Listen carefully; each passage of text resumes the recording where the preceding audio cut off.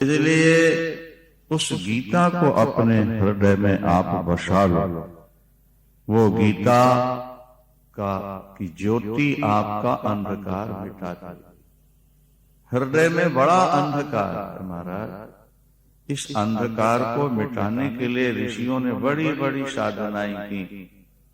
एक भक्त ध्यान में बैठे थे कि ध्यान में उनको ध्यान आया कि भगवान कृष्ण माखन चुराकर भाग रहे। यशोदा मैया छड़ी लेकर पीछे मारवे दौड़ रही। तो ध्यान में भक्त कह रहा है भगवान से, आतप तापित भूमौ माधव माधव माधव माधव। हे प्रभु, यदि आपने माखन चुराया है, मैया आपको मारने दौड़ी है, आप तो माँ के इकलौते पुत्र हो, खड़े रह जाओ। माँ आपको डरा रही है, मारेगी नहीं। आप भाग रहे हो, जूते आप पहनते नहीं, गर्मी के दिन हैं, नीचे धूली बहुत गर्म है, आपके पैरों में छाले पड़ जाएंगे ठाकुर, इसलिए आप दौड़ो नहीं। माधव माधव माधव माधव नहीं भागा।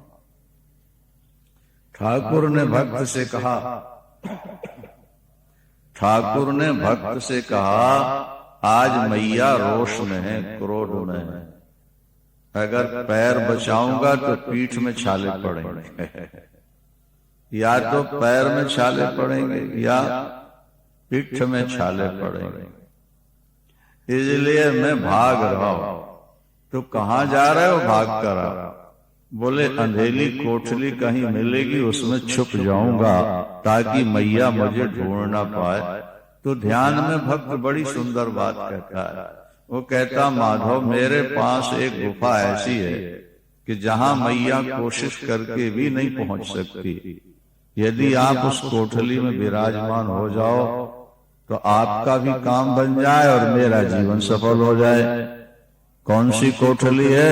बोले मानसे मम घनांध काम से नंद नंदन कथन न लियसे। मेरे हृदय रूपी मंदिर में, कोठली में बहुत वर्षों से अंधेला छाया हुआ है। नंद नंदन श्याम सुंदर ब्रजेंद्र नंदन प्रभु, आओ उस हृदय में बैठ जाओ।